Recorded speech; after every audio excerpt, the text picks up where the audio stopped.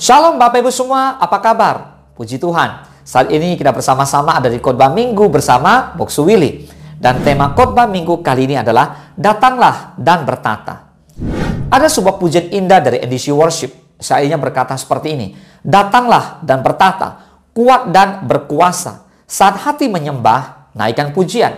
Belenggu dipatahkan, mujizat dinyatakan. Great is our God.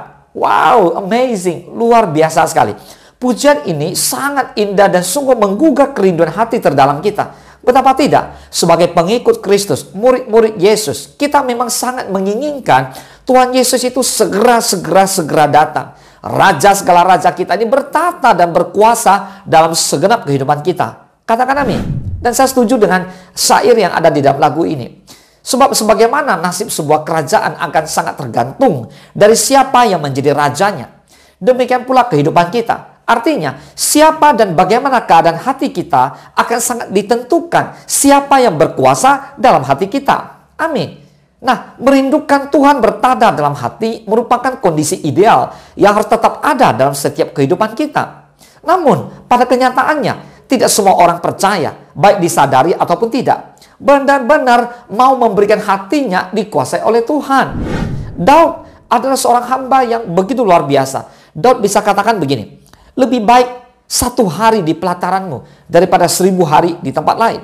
Dan Daud itu sangat merindukan Tuhan nyata dalam kehidupannya. Makanya Daud rajin sekali memuji, menyembah Tuhan di padang gurun, di mana saja Daud berada. Daud itu menyatakan kerinduan kepada Tuhan lewat Mazmur yang dia tuliskan. Makanya sampai hari ini kita bisa baca kitab Mazmur itu begitu luar biasa. Nah, jadi saudara, meskipun orang sudah percaya kepada Tuhan, menerima Yesus sebagai Tuhan dan Juru Selamat, bukan berarti hatinya mau 100% dikuasai oleh Tuhan Yesus. Karena masih banyak orang Kristen yang terjebak kembali dalam hal-hal yang negatif. Membiarkan iblis yang menguasai hatinya. Atau ada pula yang menjadikan ego dan keinginannya sendiri sebagai raja atas hidupnya. Nah, orang-orang ini secara tidak langsung telah menempatkan Tuhan Yesus pada posisi yang tidak seharusnya. Ayo kita buka Alkitab kita. 1 Petrus 3 ke 15. Tetapi kuduskanlah Kristus di dalam hatimu sebagai Tuhan.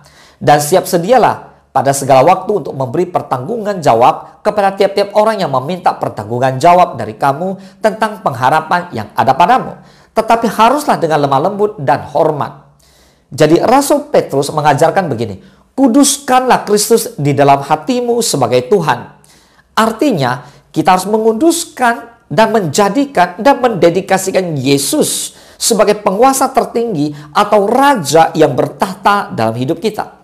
Dan itu harus dimulai dari hati kita. Ayo kita bahas lebih dalam. Sering kita nyanyikan lagu ini, datanglah dan bertata, kuat dan kuasa. Datanglah dan bertata, kuat dan berkuasa. Kira-kira seperti itu ya. Tapi pertanyaannya, siapa yang bertata di hatimu, saudara? Ini pertanyaan yang mungkin jarang didengar. Tapi hari ini, pertanyaan tersebut terasa begitu kuat di dalam hati saya loh, saudara. Jadi saya ingin bertanya kepada Bapak Ibu semua sekali lagi, siapa yang bertata dalam kehidupanmu, Bapak Ibu? Ada banyak orang yang mengira bahwa menjadi orang percaya artinya hati pun langsung otomatis ikut. Padahal pada kenyataannya tidaklah demikian. Meski sudah menerima Yesus, bukan berarti bahwa hati akan 100% aman. Idealnya memang seperti itu. Sebab dengan menerima Yesus, kita sudah menjadi ciptaan baru. Ya, dengan hati yang baru, bebas dari kontaminasi buruk di masa lalu. Namun demikian, ada banyak orang kemudian terlena dan terjebak kembali kepada hal-hal yang buruk. Bisa iblis yang menguasai hati kita, baik sadar atau tidak. Atau mungkin pula, kita sendiri yang menjadi raja di dalam hati kita. Tidak lagi ada tempat bagi Yesus di dalam hati kita. Dan jika itu yang terjadi, maka kita pun sedang terseret masuk ke dalam bahaya yang bisa berujung pada kematian kekal.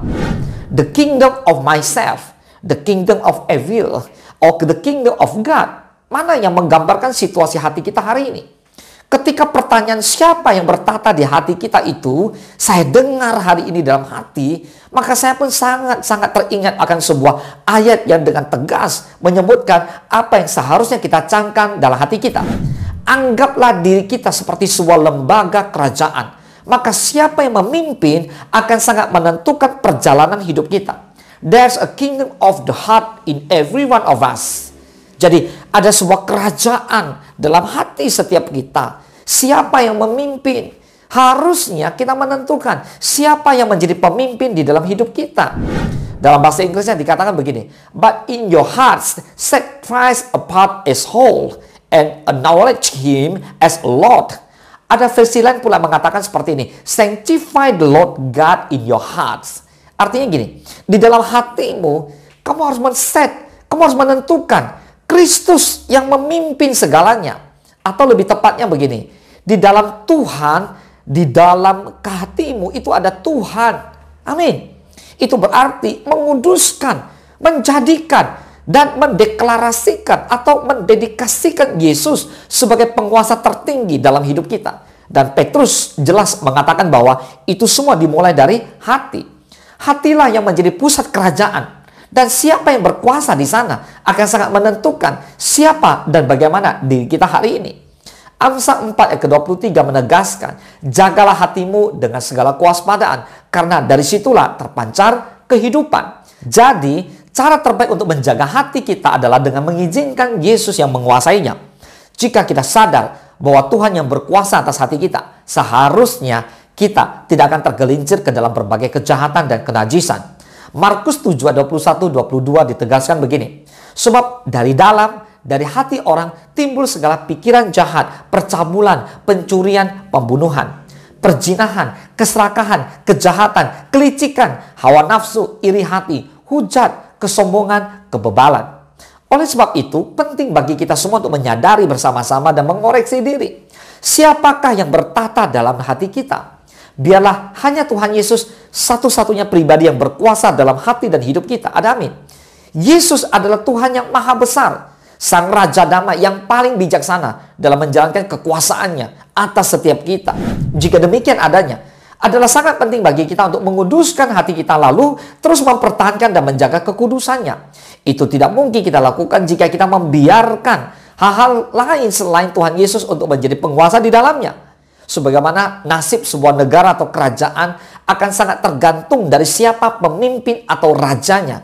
Seperti itu pula lah hidup kita. Dan hati kita sebagai pusat dari kehidupan butuh sosok pemimpin yang benar, atau semuanya akan hancur sia-sia. Ada satu surat penting bisa kita peroleh lewat Rasul Petrus. Dalam kesempatannya sebelumnya dia mengatakan begini, sebab ada tertulis, kuduslah kamu sebab aku kudus. Lihat Ibrani 12:14. Berusahalah hidup damai dengan semua orang dan kejarlah kekudusan. Sebab tanpa kekudusan tidak seorang pun akan melihat Tuhan. Hal ini tidaklah main-main. Kita harus mengejar kekudusan. Sebab tanpa kekudusan tidak seorang pun akan melihat Tuhan. Nah saudara, untuk menjadikan Yesus sebagai Raja yang bertata dalam hati kita, kita harus mematikan segala sesuatu yang bisa merusak atau menggagalkan hal itu. Keinginan daging, hawa nafsu, godaan-godaan, pengaruh-pengaruh buruk, dan lain-lain, semua itu harus kita matikan. Tanpa itu hati kita tidak akan pernah bisa memperoleh Raja yang tepat. Firman Tuhan berkata di Yakobus 4 ayat 10, rendahkanlah dirimu di hadapan Tuhan, dan Ia akan meninggikan kamu. Ada banyak hal di dalam diri kita, masing-masing ini nih, yang ingin memegang kendali atas hidup kita sendiri. Bisa jadi Tuhan sudah terpinggirkan sejak lama dalam hati kita. Hanya menempati mungkin sebagian kecil saja di sana. Sementara hal-hal lainnya justru lebih berkuasa atas diri kita. Kita mungkin merasa itulah kebebasan.